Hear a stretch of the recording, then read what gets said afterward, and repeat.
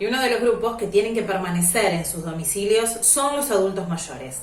Por eso hablamos con el titular de la Defensoría de la Tercera Edad, Eugenio Semino, quien nos contó las dificultades que atraviesa este sector de la sociedad en medio de la pandemia.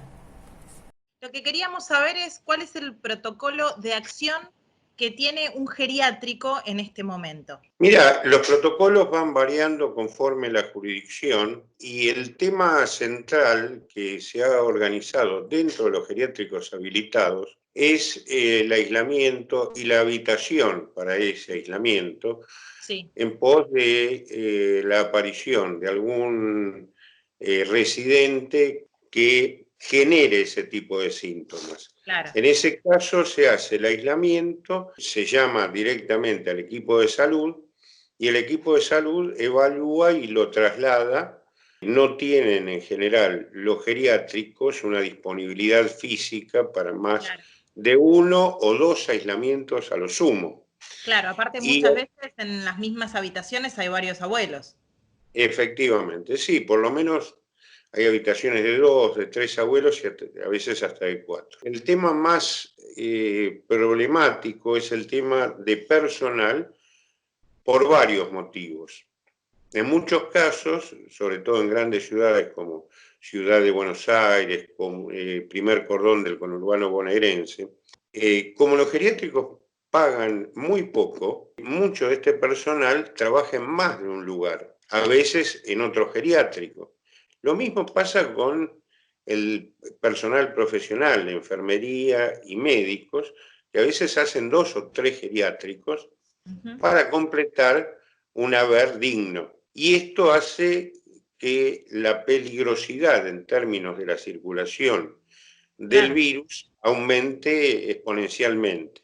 A esto le tenemos que sumar lo siguiente. La planta de personal es estrictamente la necesaria que exige la ley para los geriátricos, digo la ley de cada jurisdicción, porque aparte no está uniformada.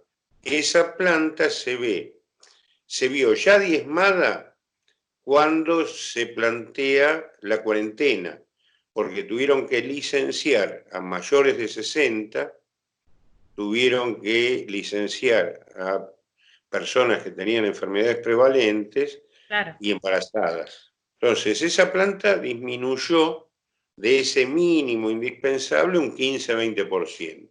A todo esto se blindaron los hogares, lo que impidió la visita de familiares. Claro. Esto está bien en términos de que no ingresa un elemento extraño más que puede traer el virus. El familiar, en muchos casos, para los abuelos postrados sobre todo, era una red de auxilio al personal, sobre todo en la ingesta. Esto se ha debilitado mucho, por lo cual los abuelos más frágiles se fragilizan más. Y hay que agregarle que al personal, cuando vos tenés un caso sospechoso, en aislamiento, tenés que licenciar al personal que lo atendía. Por lo cual la planta se va reduciendo cada vez más y lo relaciono con los protocolos, porque el protocolo parte de una planta ideal. Y este es uno de los motivos. Se fragiliza la atención, el personal está sobrecargado, por lo cual si vos cambiabas el pañal 4 veces por día, pasás a cambiarlo 2, por lo cual te va a aparecer la escara, te van a aparecer una cantidad de complicaciones. Y el otro tema respecto a los protocolos son los insumos de bioseguridad. Se han encarecido enormemente, tienen que tener una calidad superior a la que se usaban habitualmente, refiero desde botas, camisolines, barbijos, cofias, por lo cual hay que insistir y a que los establecimientos lo tengan. ¿Recomendás los testeos permanentes en la tercera edad o que sean ante la presencia de un síntoma? Mirá, nosotros lo venimos planteando desde que se inició la cuarentena, porque son el elemento fundamental. La gran diferencia que hubo entre Italia, España y Alemania, en España prácticamente el 40-45% de los adultos mayores fallecidos fue en internación geriátrica el hecho, mientras que en Alemania no hubo este problema, no existió fallecimientos, salvo los normales, dentro de lo que es la internación, teniendo una población de características similares en términos de lo añoso. Y la gran diferencia es que Alemania hizo testeos permanentes de todo el personal y de todos los abuelos, de todos los residentes. Recién la semana pasada, la Comisión de Epidemiólogos del Ministerio de Salud de la Nación, afortunadamente, lo ha tomado como conjuntamente con el personal de salud para ser testeado en primer término. En la ciudad ha ratificado el Ministerio de Salud, el ministro Fernán Quirós, que se iniciarían estos testeos para con el personal de geriátricos la semana próxima.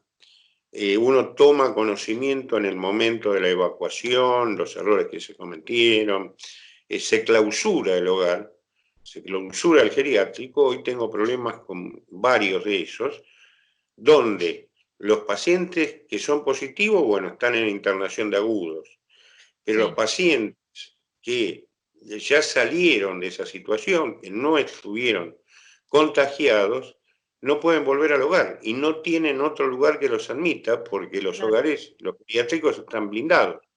Así que es un problema de gran dimensión que solo vemos a veces el hecho más brutal, más florido, más doloroso, que es la evacuación. Aclaro y concluyo, para los que no conocen, porque yo veo que se opina mucho, desconociendo el fondo de la cuestión, el traslado de un abuelo, de un residente, a otro tipo de internación o a una etapa de internación aguda, es tan traumático como la situación de su patología. Es decir, son pacientes muy frágiles, a veces el mero traslado, el cambio de su entorno y demás, lo fragiliza más y aún no teniendo el virus le genera problemas graves de salud o la muerte misma, ¿no? Bien. Gracias, Eugenio, por esta comunicación y bueno, gracias por contarnos esto que es tan importante para nuestra sociedad. Gracias a vos, ha sido un placer.